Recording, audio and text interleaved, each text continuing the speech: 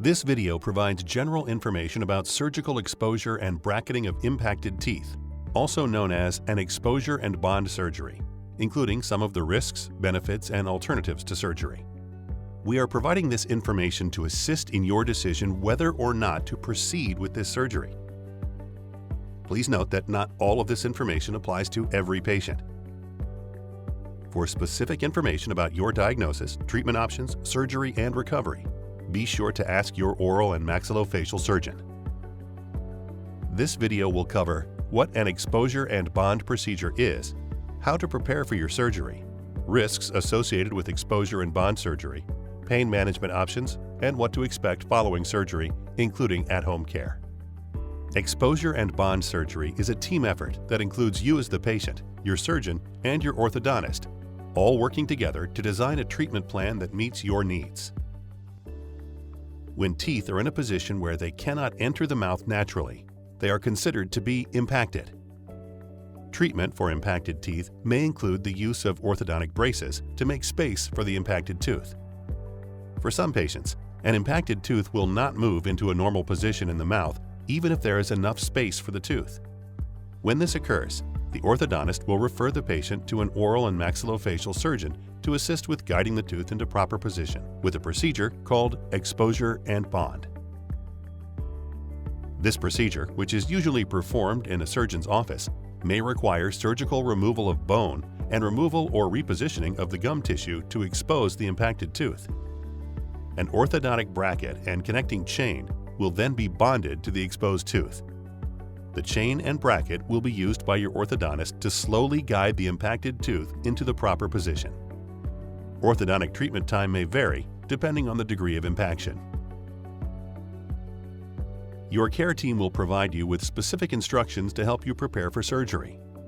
A few common instructions include if you should take your regularly prescribed medications, the time to arrive for surgery, how long your surgery will take, and your discharge plans.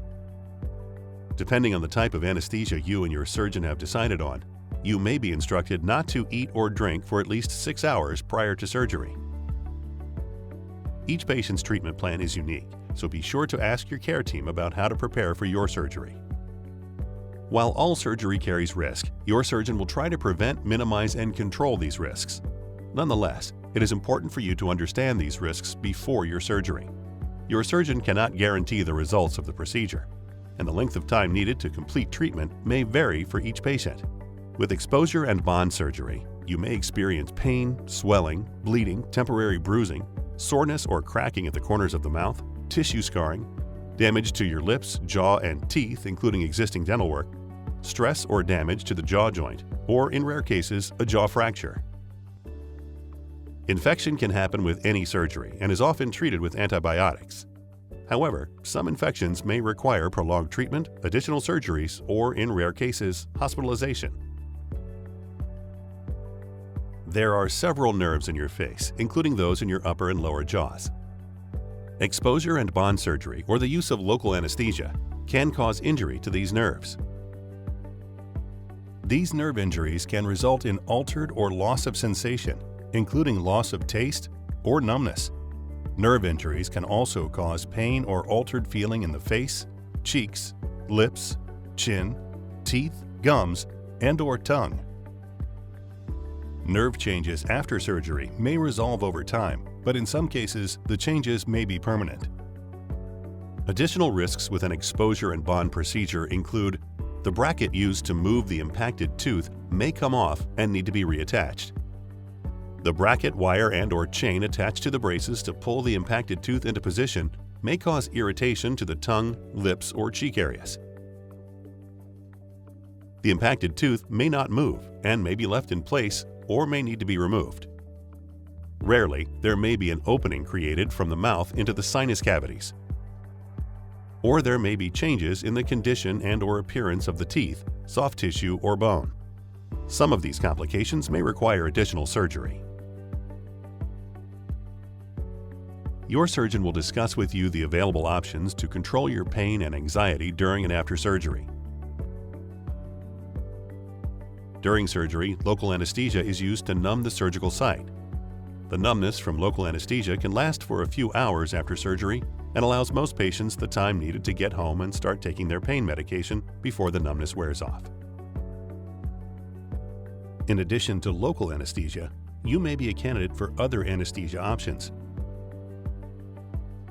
IV sedation or general anesthesia may cause some patients to experience disorientation, drowsiness, nausea, vomiting, or allergic reactions.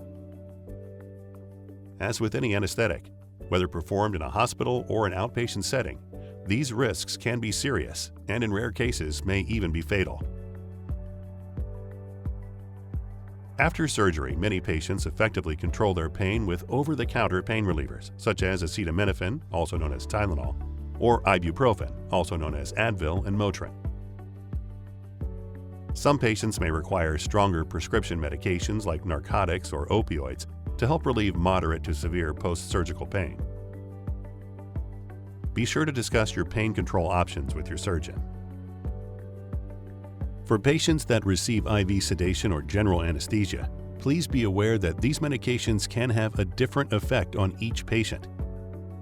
Some patients may have lingering anesthesia effects, including memory and coordination issues, for an extended time, possibly into the day after surgery. Because your doctor cannot predict how you will react to IV sedation or general anesthesia, an escort must accompany you to the office, remain in the office during surgery, drive you home, and stay with you after surgery until the effects of anesthesia are no longer present. This is typically 4 to 8 hours after discharge from the office. It's important to understand that an escort is a responsible adult who can assist you after surgery until you are sufficiently recovered from the effects of anesthesia. You and your escort will receive instructions for home care and follow-up. Please be aware that if your escort is not available on the day of surgery, the surgery may be delayed, rescheduled, or completed with local anesthesia only. Once home, it is important for you to rest and follow the home care instructions. If you experience more than moderate discomfort, excessive bleeding, or have any post-procedure questions, you or your escort should call your care team for additional consultation and directions. For most patients, their diet for the first few days after surgery consists of soft foods that require little to no chewing. You may receive more specific diet instructions from your surgeon depending upon your specific surgery. This video provided a general understanding about exposure and bond surgery to assist in your decision whether or not to proceed with treatment. Each patient and their treatment plan are unique. You, your oral surgeon, and your orthodontist will work together to prepare a treatment plan that meets your needs. Please consult your oral surgeon if you would like further explanation about any information in this video, or if you have questions about your specific treatment plan or topics that may not have been included in this video.